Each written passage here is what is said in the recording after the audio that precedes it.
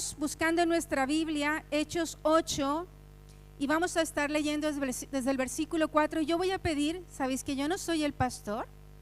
Bueno, es obvio, ¿no? Voy a pedir que me enciendan la luz. Yo sí necesito observaros y yo necesito asegurarme de que nadie se duerma.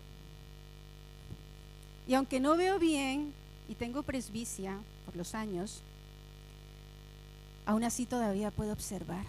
No sé, tengo ese ojo de águila y puedo leer el lenguaje del cuerpo. Bueno, ahora sí, en serio, vámonos allí. Y el mensaje de esta mañana se llama prisiones de maldad. Y antes de empezar a desarrollar el tema, me gustaría que viéramos una imagen. ¿Eli, la tenemos? Vale. La imagen que vamos a ver es de una osa. Fue una noticia que se volvió viral hace un tiempo y es una osa que estuvo en una localidad de Rumanía en una jaula por 20 años. Y luego hubo varios movimientos que ayudaron a que la trasladaran a otro lugar y la llevaron a una zona donde había una parcela, había una piscina, había zonas donde resguardarse. Pero ella estuvo 20 años en una jaula y el resultado de estar allí 20 años en esta jaula es que aunque ella fue puesta en libertad, miremos lo que hacía.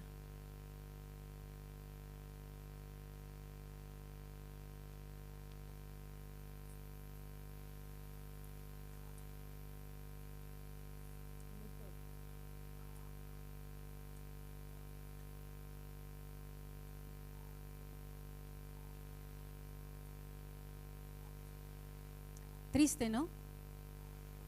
Y lo más interesante es que ella estaba en libertad. Pero dicen los expertos que ella estaba todavía en una jaula imaginaria. Su mente había quedado atrapada en esa jaula en la que estuvo 20 años y aunque ella ya estaba en libertad, ella no podía moverse en ese escenario de libertad. Y a nosotros nos puede pasar como cristianos que aunque hemos sido rescatados por Cristo y aunque Él haya muerto por nosotros y nos haya dado libertad, aún tristemente nosotros podemos seguir estando en prisiones de maldad. Y esas prisiones de maldad nos roban nuestra libertad, nos impiden avanzar y llegar allí donde Dios quiere llevarnos.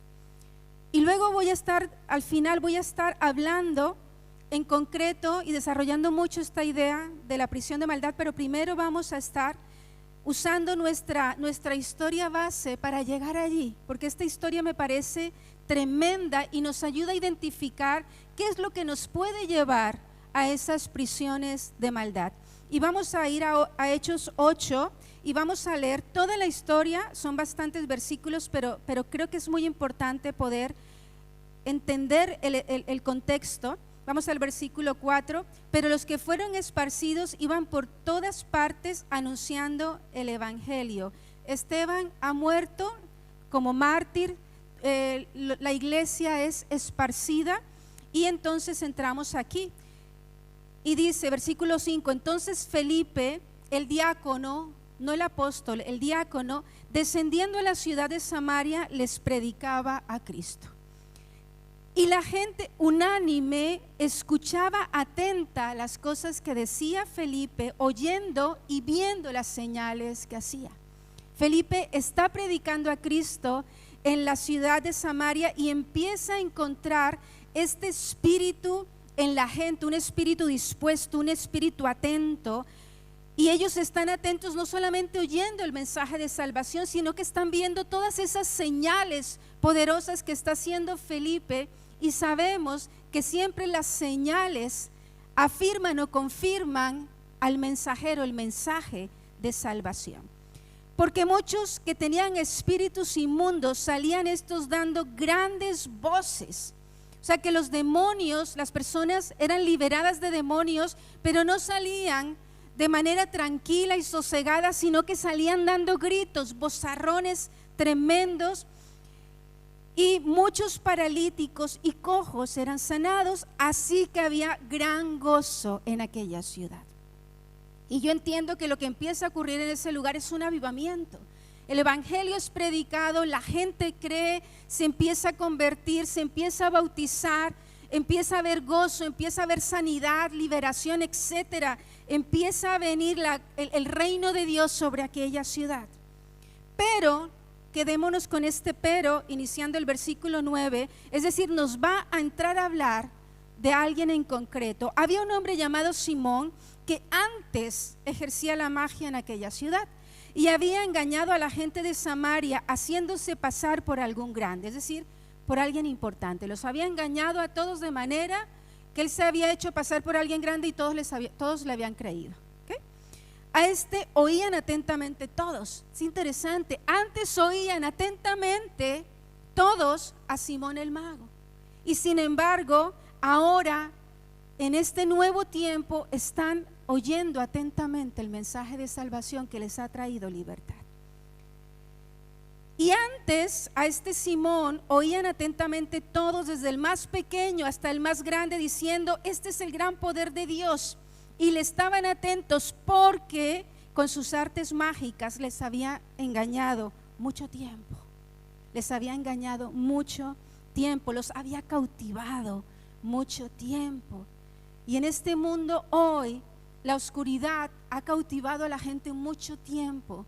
La oscuridad se ha presentado de manera tan atractiva que ha cautivado a muchos durante mucho tiempo.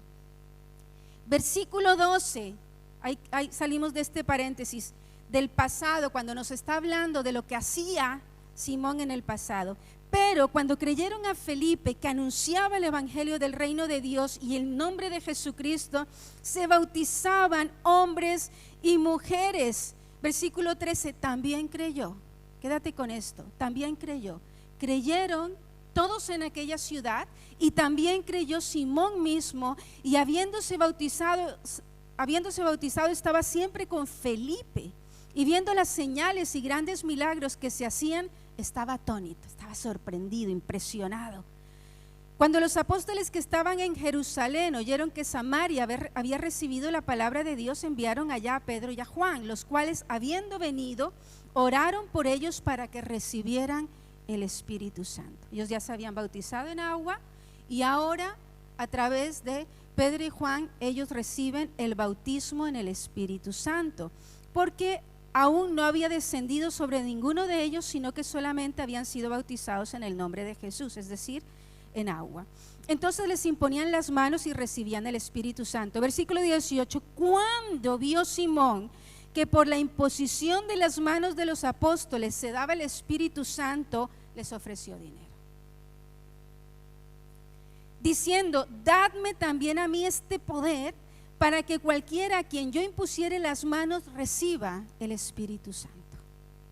Entonces Pedro le dijo: tu dinero perezca contigo, porque has pensado que el don de Dios se puede obtener con dinero. No tienes tu parte ni suerte en este asunto, porque tu corazón no es recto delante de Dios. Arrepiéntete pues de esta tu maldad y ruega a Dios si quizá te sea perdonado el pensamiento de tu corazón, porque, mirad los dos porques que hay allí, porque en hiel de amargura y en prisión de maldad veo que estás. Respondiendo entonces Simón dijo: rogad vosotros por mí al Señor, para que nada de esto que habéis dicho venga sobre mí. Y vamos a estar viendo de manera especial el versículo 21 y el 22. No tienes tú ni parte ni suerte en este asunto, porque, Simón, la razón por la que no tienes nada que ver en esto es porque tu corazón no es recto delante de Dios. Y lo otro es porque, versículo 23, en hiel de amargura y en prisión de maldad te veo. Así que vamos a ir viendo estas ideas. ¿Qué es una prisión de maldad? Entonces, una prisión de maldad en un sentido espiritual es un lugar en el que nos encontramos o nos podemos encontrar, un lugar donde estamos atrapados, un lugar en el que estamos cautivos, un lugar en donde pareciera que no tenemos opción de libertad. Digo pareciera porque voy a terminar esta predicación mostrándote que sí tenemos una opción. En Cristo tenemos una opción de salir de las cárceles o de las prisiones de maldad. Entonces es una condición espiritual de cautividad. Y hoy quiero decirte algo.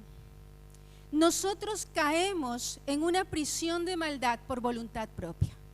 Y tú me vas a decir, además de cautivo tengo yo la culpa. No quiero decir que tienes tú la culpa, pero sí eres responsable. Porque la elección de ir a una prisión de maldad es personal. Nadie te obliga a entrar allí. Nadie puede llevarte allí a menos que tú quieras ir allí. Ahora, hay un camino que nos puede llevar allí.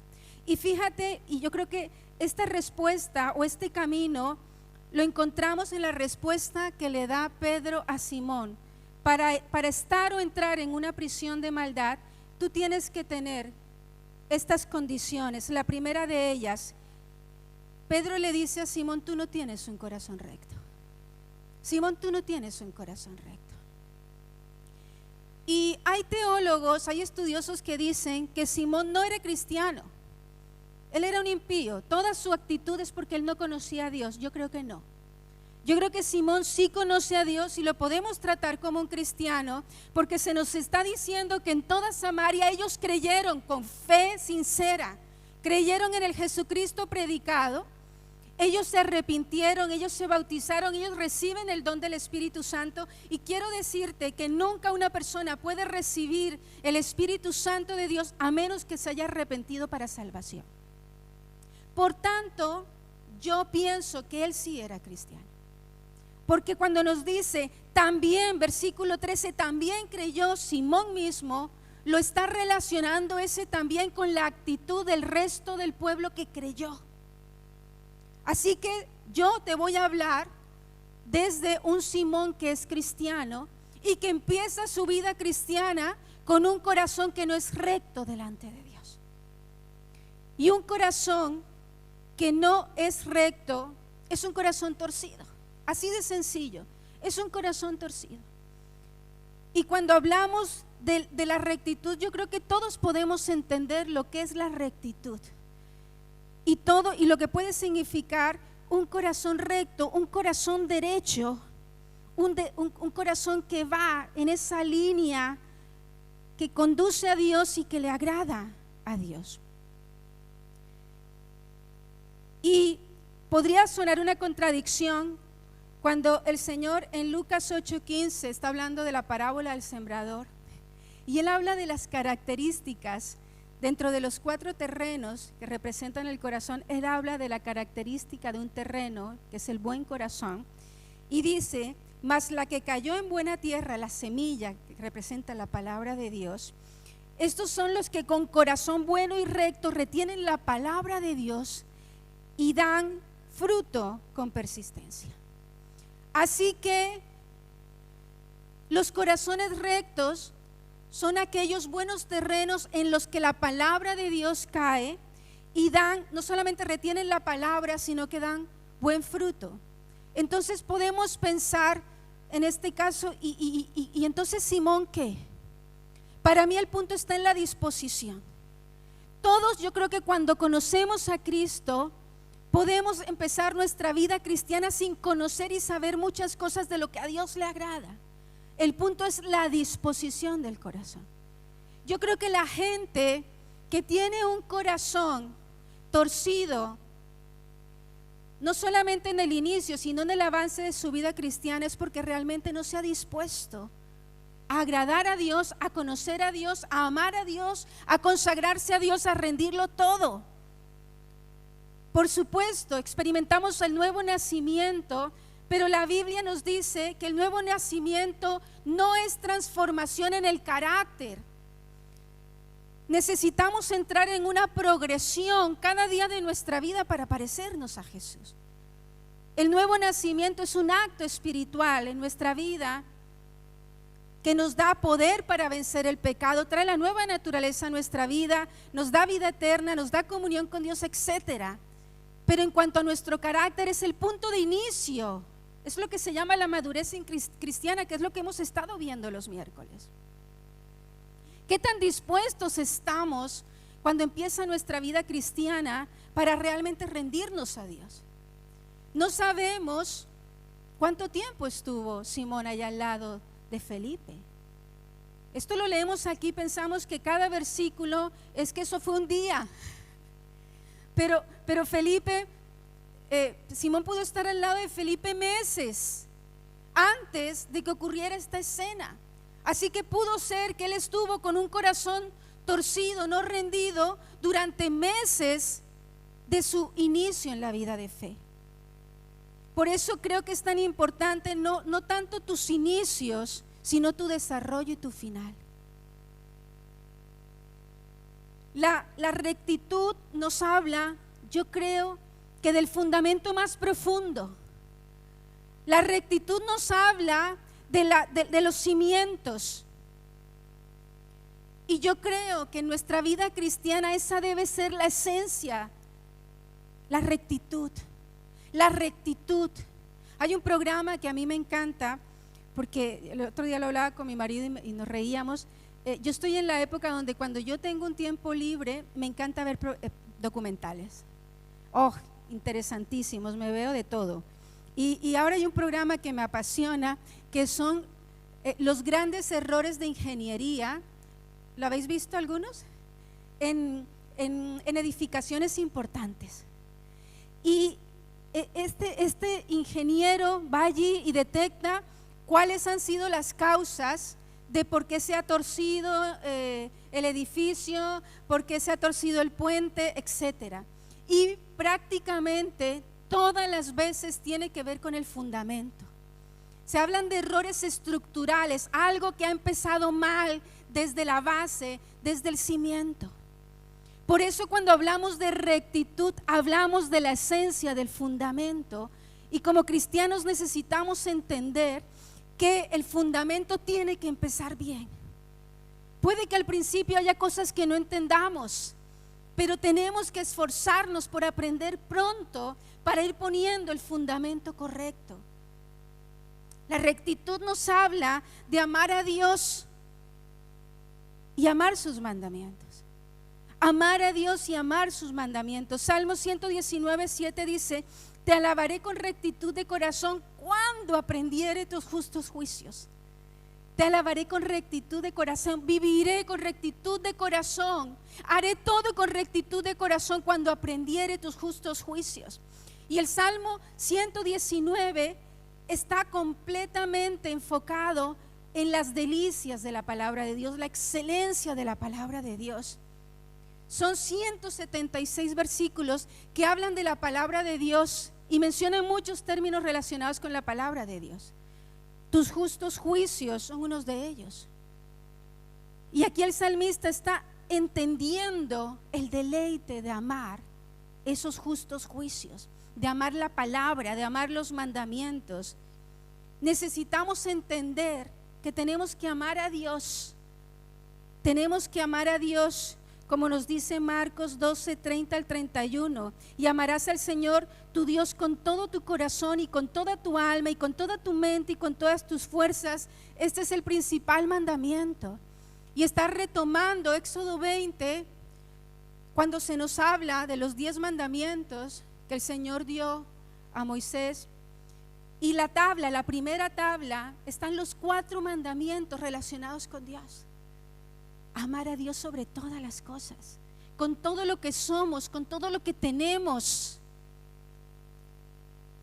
Y el segundo es semejante: amarás a tu prójimo como a ti mismo. No hay otro mandamiento mayor que estos. La segunda tabla, los 6 mandamientos relacionados con nuestro amor al prójimo. La rectitud demanda que amemos a Dios sobre todas las cosas y que amemos a nuestro prójimo. Amar a Dios y amar sus mandamientos. Y el Señor dice en Juan 14:15: si me amáis, guardad mis mandamientos. Necesitamos demostrar que le amamos. ¿Cómo? Guardando sus mandamientos. No me digas que amas a Dios y no cumples los mandamientos de Dios. Es muy sencillo, ¿no? Lo uno, dices lo uno, haz lo otro. Eres esto, entonces refleja esto. Estamos en un tiempo donde la gente ha olvidado los mandamientos de Dios. Estamos en un tiempo donde la gente no le interesan los mandamientos de Dios. Estamos en un tiempo donde la iglesia no quiere amar a Dios sobre todas las cosas. Quiere un evangelio a la carta, quiere un Dios a la medida, quiere un Dios que viva para ti y exista para ti, un Dios que te resuelva los problemas, un Dios que te entretenga. Los cristianos de nuestro tiempo quieren venir a la iglesia a ser entretenidos, como dice la palabra, comezón de oír, tienen comezón de oír la palabra, qué buena estuvo, como jueces se sientan, qué buena estuvo, la palabra cuando predica fulanito, bueno, más o menos allí, no me llega, pero estuvo bien, o sea, juzgan la palabra, de acuerdo a si te pareció, no te gustó, te tocó las emociones. La alabanza y la adoración. La alabanza y la adoración no es para ti, es para Dios. Entonces vienes aquí a la alabanza y a la adoración. Hoy estuve entretenida, no me aburrió. Hoy estaba que me dormía en la adoración. Lau, cuando empieza a ministrar se hace eterno. No venimos a eso. Amamos a Dios con todo nuestro corazón.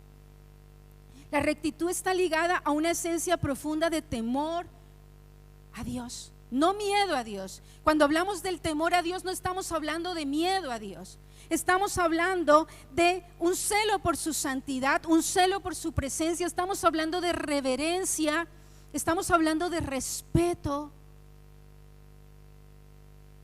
Y yo creo que parte del problema de Simón es que Simón no entendía esto. Porque lo contrario al temor de Dios es la irreverencia, el irrespeto. Temor de Dios es respeto y reverencia a su presencia, al Espíritu Santo. Y un espíritu profano como el que hubo en Esaú es irreverencia. No percibe lo santo. No percibe lo santo. Por eso están como perdidos a veces. Cuando estamos en tiempos como el miércoles, qué tiempo tan espectacular el del miércoles, ¿verdad? Espectacular. Y tú puedes estar en un escenario de gloria y tú estás mirando al techo. Puedes Dios estarte hablando y tú estás pensando allá en las empanadas a la salida. Espíritu de irreverencia. No estás entendiendo el lenguaje espiritual, no estás conectando con el lenguaje espiritual. El espíritu, el tener temor de Dios nos saca de esa fórmula de yo hago lo correcto y Dios me bendice. Para mí el temor de Dios me lleva al entendimiento de que anhelo en lo secreto y en lo íntimo honrarle y reverenciarle. ¿Me estás entendiendo? Estoy yendo a un nivel mayor, más profundo. La rectitud se relaciona con esto, un nivel mayor, más profundo. Allí, en lo secreto, en lo íntimo, en el fundamento, allí hay temor de Dios. No me importa quién me ve, quién no me ve. No hago las cosas a escondidas que están mal y deshonran a Dios. No, cuando estoy a solas, a escondidas, yo sé que ahí está Dios. Por eso decía el salmista en el Salmo 51:6, he aquí tú amas la verdad en lo íntimo y en lo secreto me has hecho comprender sabiduría. En lo íntimo, en lo secreto, allí está Dios observándote. El temor de Dios me hace entender que allí está Dios. Allí está Dios que conoce mis pensamientos, mis sentimientos. Allí está Dios, por eso le honro con todo. Salgo de esta idea de Dios me bendice si hago lo que le agrada.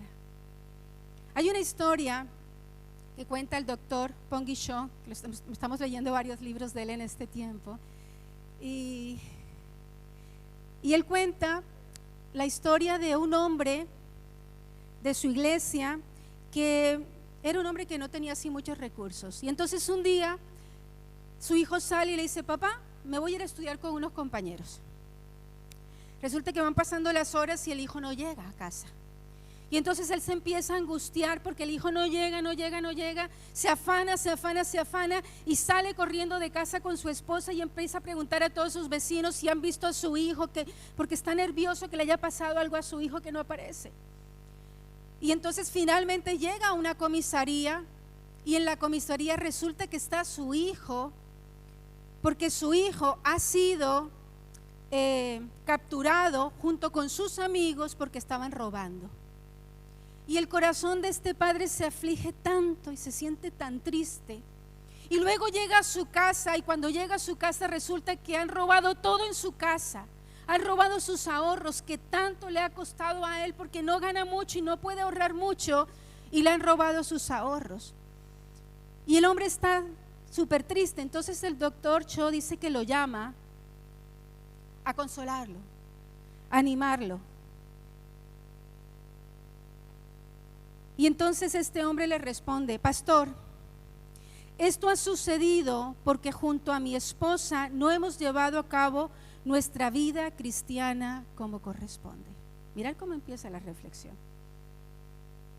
Nos quedamos con diezmos, razón por la que nuestro hijo ha quedado preso por robo, y han robado todos nuestros ahorros. Nos arrepentimos de no haber hecho lo correcto hasta hoy.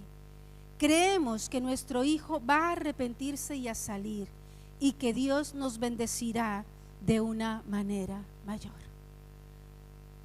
Me encantó cuando leí esto, porque cuando tú entiendes el temor de Dios, tú no estás haciendo las cosas ni por temor a que Dios te castigue, ni porque te va a bendecir. Entiendo que hay una parte que anhela la bendición y que no queremos la corrección o las consecuencias, por supuesto. Pero entramos a un punto donde hacemos lo que a Dios le agrada porque amamos a Dios. Esa es la rectitud en lo secreto, en lo íntimo. Cuando Dios te dice: quiero que me des esto, quiero que me des este tiempo. Cuando nos comprometemos a orar y decimos: vamos a orar 1 hora, o vamos a orar media hora, o vamos a ayunar, necesitamos en lo secreto comprometernos con nuestra palabra. Hoy en día la palabra de las personas no vale. La palabra de los cristianos tristemente no vale. Sabemos a veces de memoria la palabra, que tú sí sea sí, tú no sea no, pero luego cuando llega el momento de practicarla, somos tibios.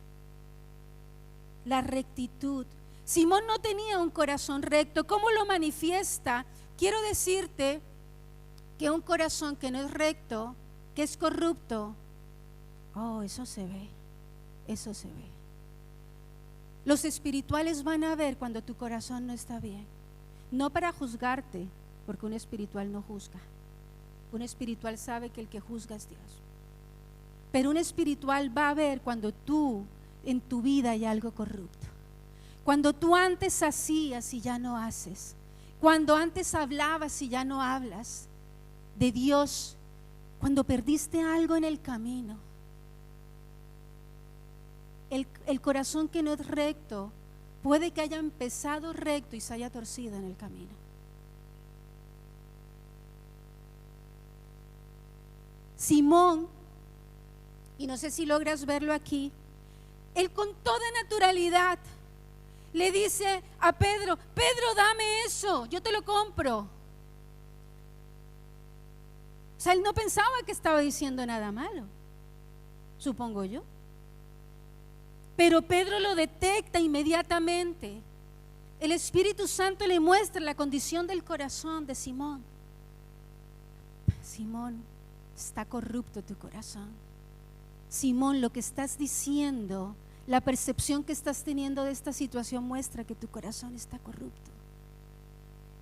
Empezamos recordando, empezamos leyendo que Simón, todo eso que había montado ahí en Samaria era porque él quería ser importante. Él había engañado a la gente porque él quería ser importante.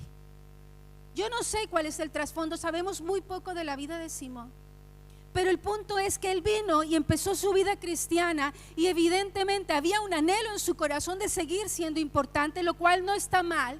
El punto es que como cristianos el fin no justifica los medios. Y él se ve que en su corazón no había rendido ese poder, ese control, esa importancia que le había dado el haber ejercido la magia en el pasado, en ese lugar.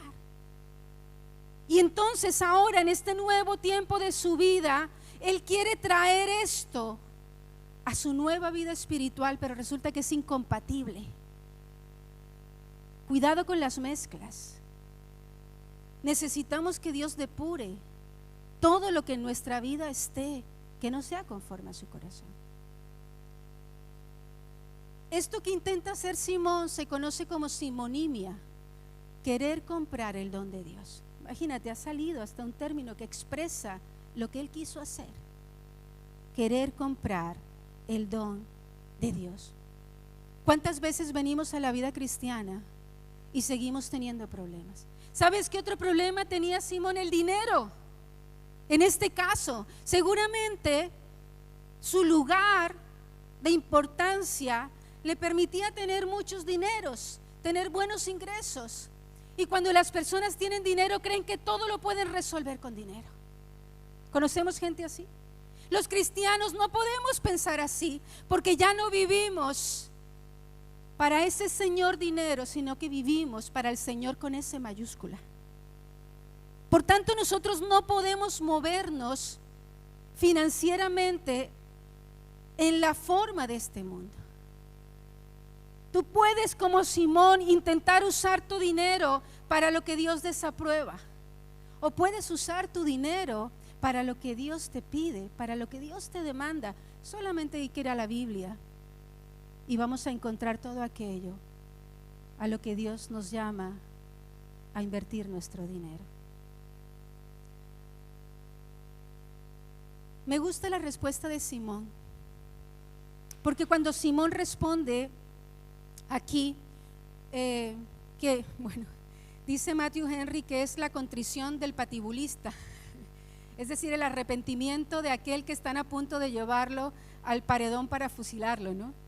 Ay, no, por favor, rogar por mí para que esto no me pase. Los que dicen que él no era cristiano, dicen que él debió haber dicho, orar por mí para que yo me pueda arrepentir. No, lo que dice es, oren por mí para que esto que tú estás diciendo, este mal no venga sobre mí. Sin embargo, creo que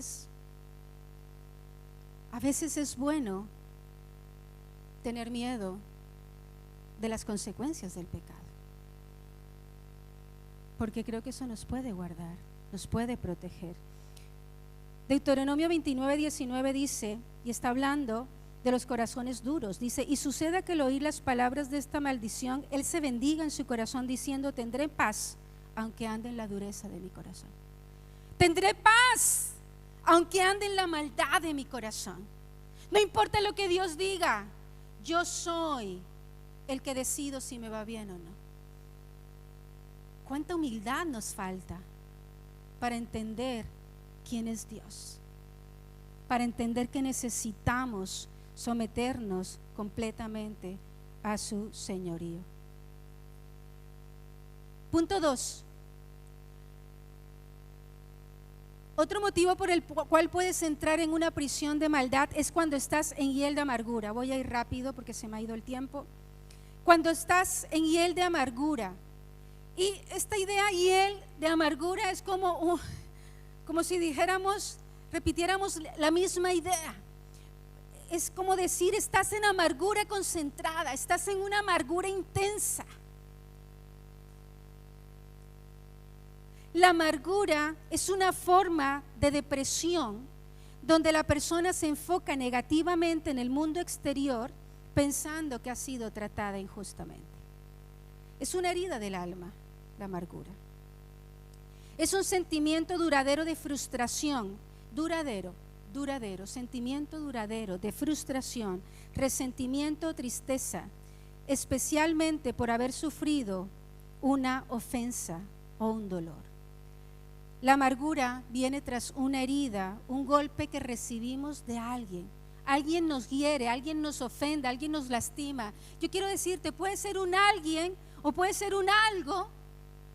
Podemos ser heridos y golpeados por personas, pero también podemos ser heridos y golpeados por circunstancias de la vida que no controlamos, perder el trabajo, perder un ser querido.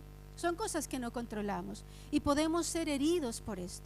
Podemos ser heridos, sentirnos heridos por Dios, defraudados por Dios cuando esperábamos que Dios hiciera algo y no lo hizo. La fe herida, la fe golpeada. Y estas decepciones mal enfocadas pueden traer esta amargura a nuestro corazón. Yo no sé si sabéis, algunas personas lo saben, el jueves antepasado mi papá murió de COVID. Y yo he hablado pocas veces o muchas veces de mi papá. Y recuerdo que estaba comiendo con Noé de cumpleaños, que me invitó, y justo recibí la llamada de mi mamá diciéndome que mi papá había muerto. Habíamos estado orando por él, había estado enfermo, entró en planta, creo que duró 10 días, luego estuvo en la UCI y el domingo que nosotros no estuvimos aquí, mi mamá me dijo que el reporte que habían dado era que ya sus pulmones estaban mal, prácticamente sus pulmones habían muerto y que era algo irreversible, o sea que era cuestión de tiempo que muriera. Y yo recuerdo pues cómo viví toda la situación. Ayer hablaba con mi esposo de eso, de cómo la paternidad de Dios a mí me llenó tanto que en realidad, aunque yo amaba a mi papá, porque por supuesto lo amaba, ese sentimiento de pérdida no fue tan fuerte en mí. Pero a lo que voy es que hablé con mi hermana, mis hermanas tuvieron otro tipo de relación con él, y hablé con mi hermana el viernes, ella me dijo que quería hablar conmigo, y hablé con ella y tuvimos una charla, y ella me dijo algo tan bonito.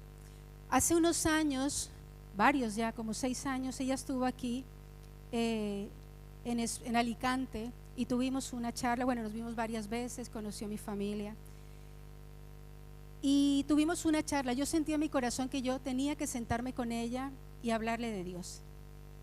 Recuerdo que fuimos al Corte Inglés, tomamos un café y yo le hablé de Dios, le hablé de perdonar a mi papá, le hablé de cómo Dios me había enseñado a ver a mi papá, porque yo cuando conocí a Dios y entendí la paternidad de Dios, yo perdoné a mi papá, pero yo pude amar a mi papá sin esperar nada de mi papá. Yo pude aprender a amar a mi papá sabiendo quién era él y sabiendo que yo no podía esperar nada diferente de él, porque yo era herida cuando esperaba que él fuera una persona diferente a la que era. Y ella en esta charla, en esta última charla que tuve el viernes, ella me dijo algo tan lindo, me dijo: Pati, a mí esa charla que tuvimos me cambió. Porque yo pensé, si mi hermana mayor ha podido coger todo su dolor hacia mi papá, toda su tristeza, toda su decepción hacia mi papá, y lo ha podido volver en algo positivo, ha podido tener ese corazón tan lleno de amor, tan lleno de gozo, ha podido construir una vida tan bonita, entonces yo también puedo. Y me pareció tan hermoso, porque yo quiero contaros que yo, antes de conocer al Señor, yo era una persona amargada. Yo era una persona amargada. Amargada. Yo estaba resentida con el mundo, estaba resentida con mi mamá, estaba resentida con mi papá, con mi padrastro. Vamos, a mí podían salir carteles de resentimiento por todas partes.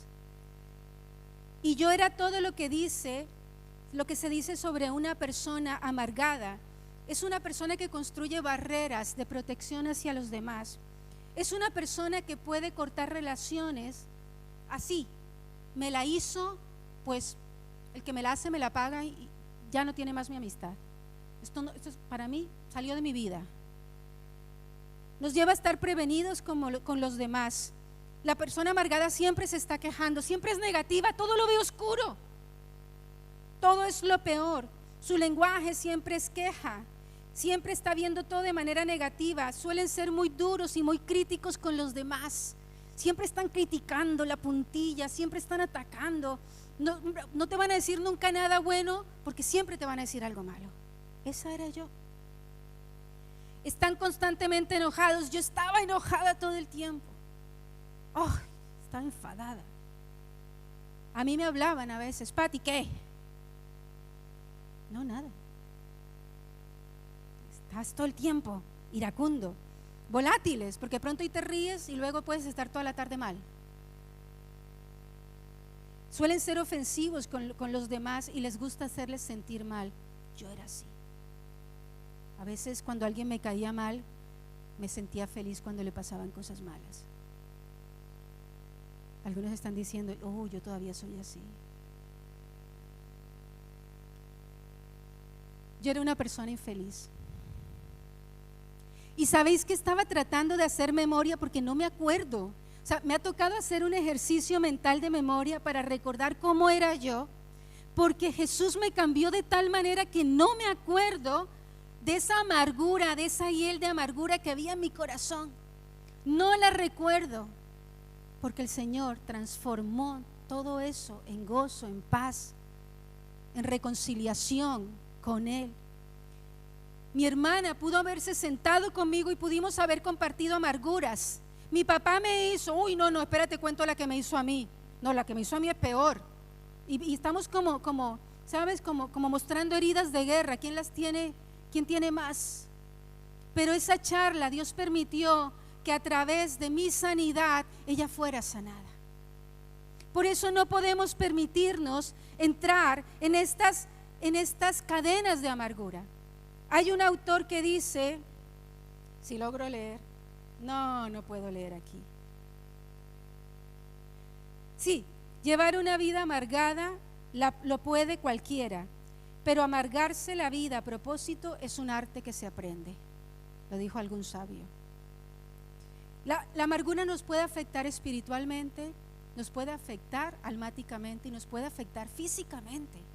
Hay enfermedades producidas por la amargura, físicas. El estrés es una de ellas. Y esto no lo digo yo, lo dicen los médicos. Ahora, yo quiero decirte que siempre que nosotros somos ofendidos, heridos, en nosotros se genera una encrucijada. ¿Te acuerdas que te dije que las personas podían estar en las cárceles por voluntad propia? Siempre que tú eres ofendido hay una encrucijada en nuestras vidas como cristianos. Tú puedes responder a la manera de Dios o puedes responder a la manera de tu carne y de tu maldad. Y conforme a la elección que tomes, que es tu responsabilidad, tú vas a ver un camino u otro camino. Muchas veces no somos responsables por la ofensa en sí misma, pero sí somos responsables por la manera como respondemos. En términos psicológicos es lo que se conoce como la espiral ascendente o la espiral descendente. ¿Esto qué significa? Cuando somos heridos, cuando hay una situación que nos lastima y que nos hiere, entonces dependiendo de cómo tú respondas, si tú respondes de manera positiva, conforme a la palabra, de manera saludable, es la espiral ascendente. ¿Eso dónde te lleva? Te lleva a un punto en positivo. Por ejemplo, alguien te hirió, le perdonaste, la llevaste a la cruz, reconociste la ofensa y le perdonaste.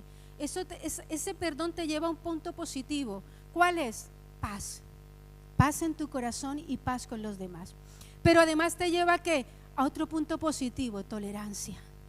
Aprendes a ser tolerante con los demás.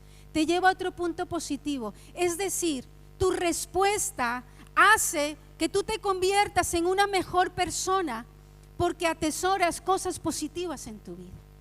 Y es el mismo dolor.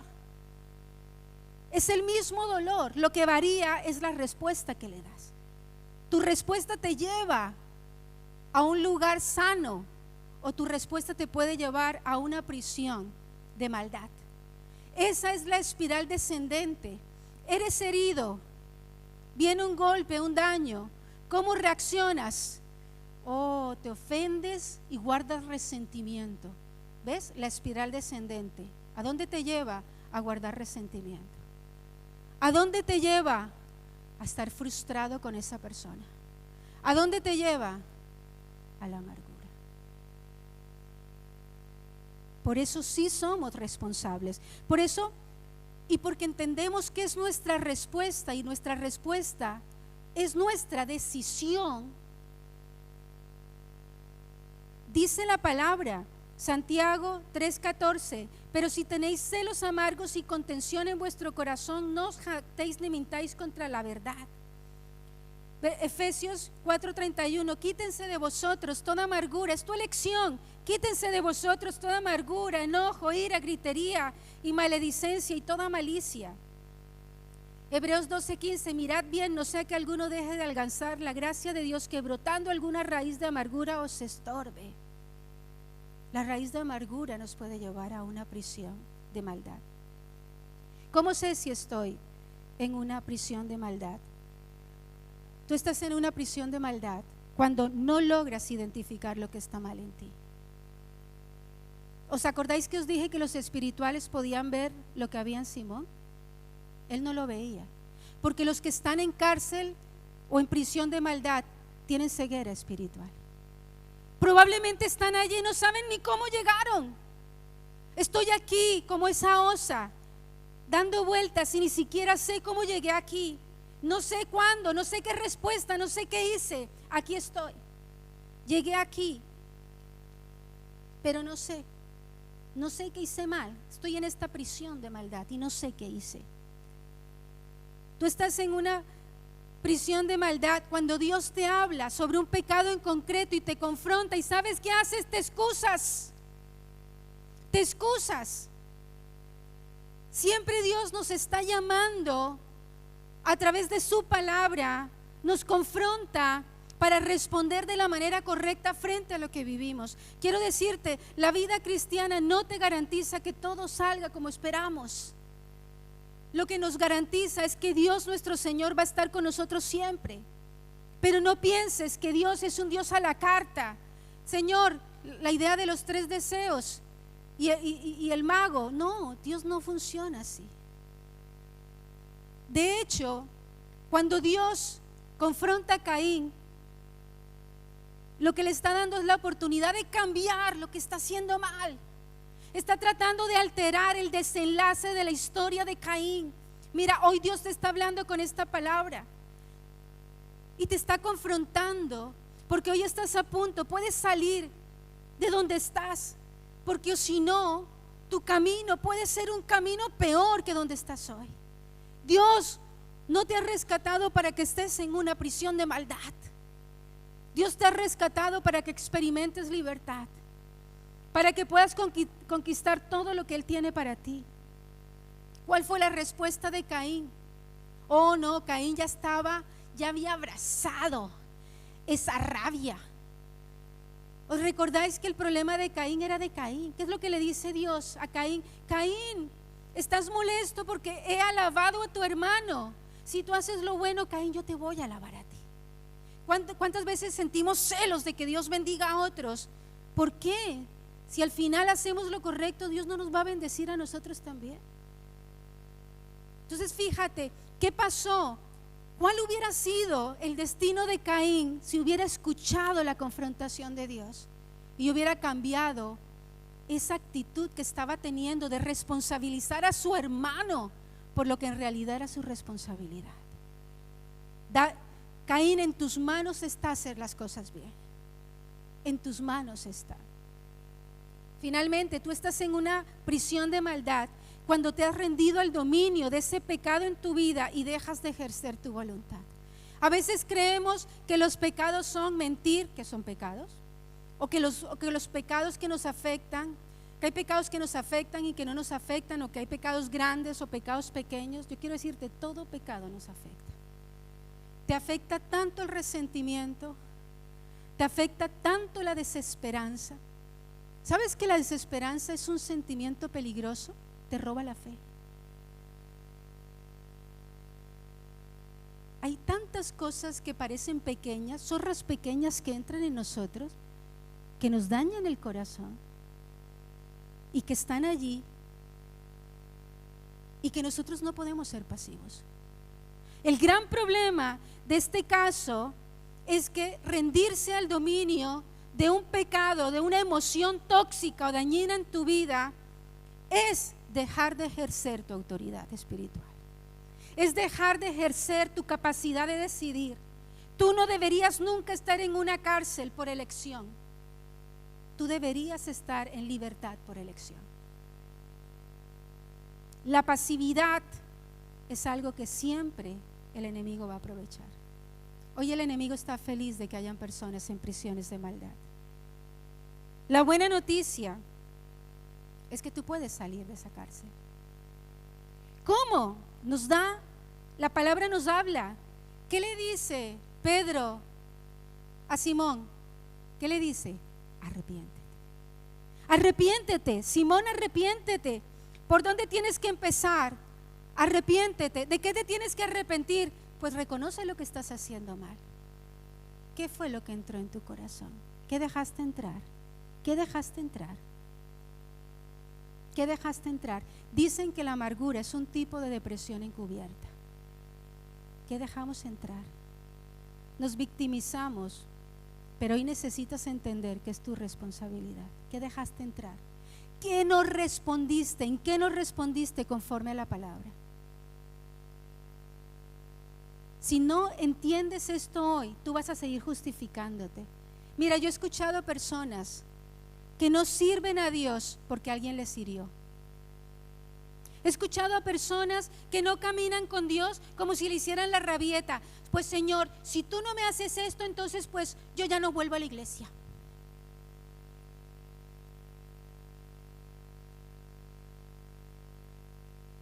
Argumentos que están allí, que a menos que se rompan, vas a seguir en prisión de maldad. Arrepiéntete. Pero si fulanito fue el que me ofendió, arrepiéntete, porque no respondiste conforme Dios te pide, y ese pecado se ha señoreado sobre tu vida. Al final, el que está en la cárcel eres tú, no fulanito. Fulanito está feliz, quizás está de botellón, y tú estás amargado, resentido y amargado en una cárcel. Alguna vez escuché un estudio que hablaban de las personas que abusan sexualmente o violadores. Bueno, hay todo un montón de teorías, pero decían que estas personas habían sido abusadas sexualmente antes de convertirse en abusadores. Pero la pregunta es, ¿por qué no todo el mundo que es abusado se convierte en un abusador? ¿Por qué unos eligen repetir el ciclo y otros no? Sí, hay un trauma emocional, hay una influencia espiritual. ¿Dónde está la diferencia? ¿Dónde está la diferencia? En cómo enfocamos lo que vivimos. Arrepiéntete, llama por nombre a tu pecado y arrepiéntete. Esto tiene que ver con mirar tu propio corazón. Segundo, clama al Señor, tiene que ver con mirar el corazón de Dios. Me encanta este pasaje, lo tenía en mi corazón para esta prédica. Lucas 4, 18 al 19, el Espíritu del Señor está sobre mí, lo dice el Señor en la sinagoga, por cuanto me ha ungido para dar buenas nuevas a los pobres, me ha enviado a sanar a los quebrantados de corazón, a pregonar libertad a los cautivos y vista a los ciegos, a poner en libertad a los oprimidos, a sacar de la cárcel a los que han estado presos y cautivos. Es parte de la misión de Jesús, es parte de la obra de salvación y de redención. Nadie tiene hoy que estar en cárcel, nadie tiene hoy que estar en prisión, porque Él ha abierto las cárceles. Y no podemos ser como la osa, que teniendo libertad seguimos atrapados en la cárcel. Y punto 3, posiciónate en autoridad. Mira, tienes que mirar tu corazón, tienes que mirar a Dios, pero también tienes que mirar a Satanás y tomar autoridad y decirle: en el nombre de Jesús te quito el derecho que te he dado sobre mi vida, que has tenido hasta ahora porque no he ejercido mi voluntad. Te lo quito en el nombre de Jesús. Mira, haciendo estas 3 cosas, hoy va a haber libertad. Ponte de pie.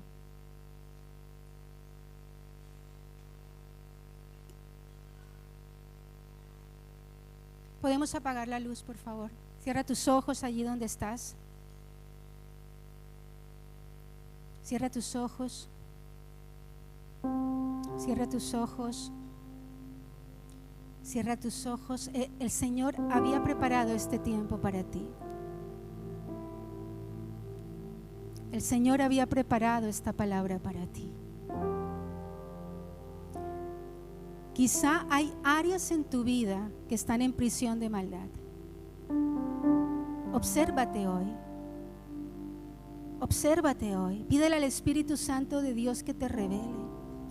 Sé humilde y busca personas ante las que te expongas, que te puedan decir lo que está mal en tu corazón. No para juzgarte, sino en amor para corregirte. Hay personas que están atrapadas en prisiones de maldad por elección propia. Has decidido caer allí y te has acostumbrado a que esa es tu forma de vida. Allí, a medio camino, a medio paso. Hoy necesitas reconocer qué fue lo que te hizo caer allí, que está abortando el llamado de Dios para tu vida, que está abortando la misión que Dios te ha asignado a título personal. ¿Qué es lo que te tiene allí dando vueltas sin poder avanzar? ¿Qué es lo que te estorba?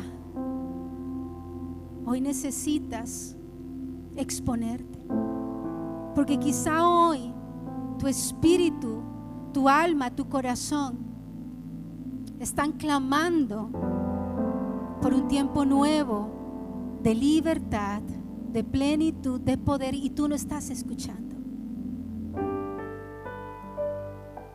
Tú necesitas hoy,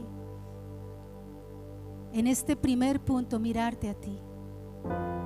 Reconoce tu responsabilidad. Deja de mirar al de al lado, deja de mirar al que te hizo, deja de justificarte en tus rabietas espirituales, deja de justificarte en tu dureza, deja de justificarte en tus malas formas, deja de justificarte en tu negativismo, deja de justificarte, deja de excusarte como Caín, incapaz de reconocer tu responsabilidad. Y ahora mira a Dios y dile: oh Señor, yo me arrepiento con todo mi corazón. Haz tu oración allí donde estás y dile al Señor: Señor, yo me arrepiento de corazón. Yo me arrepiento, no entendía bien lo que significaba haber respondido de esta manera frente al dolor, frente a la ofensa, frente a la frustración, frente a estas cosas que he vivido. No sabía que responder incorrectamente me iban a traer hacia este lugar donde yo me encuentro. Pero yo te pido perdón hoy, porque no he entendido y no he visto y no he comprendido. Pero yo entiendo hoy que tú estás aquí para ayudarme. Yo entiendo hoy que tú estás aquí para ayudarme. Yo entiendo hoy que tu Espíritu Santo está sobre mí para darme libertad, para romper yugos de iniquidad sobre mi vida, para romper yugos de dolor, para romper yugos de opresión, para romper yugos de maldad, para romper yugos de amargura, de resentimiento. El Espíritu de Dios hoy está sobre mí para limpiarme de toda esta amargura profunda de mi alma, que lleva tanto tiempo conmigo y ya ni siquiera sé dónde empieza ella y dónde termina. El Espíritu de Dios está sobre ti ahora. El Espíritu de Dios está sobre ti ahora. Levanta tus manos y clama a Él, clama a Él, clama a Él, clama a Él.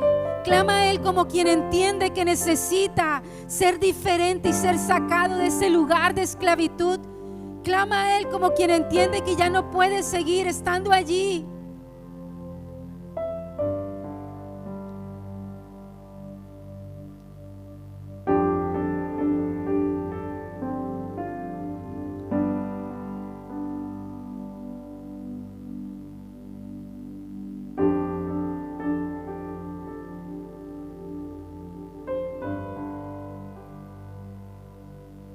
Y ahora en el nombre de Jesús, allí donde estás, posiciónate en tu autoridad como hijo de Dios. Y en el nombre de Jesús, en el nombre de Jesús tomamos autoridad espiritual.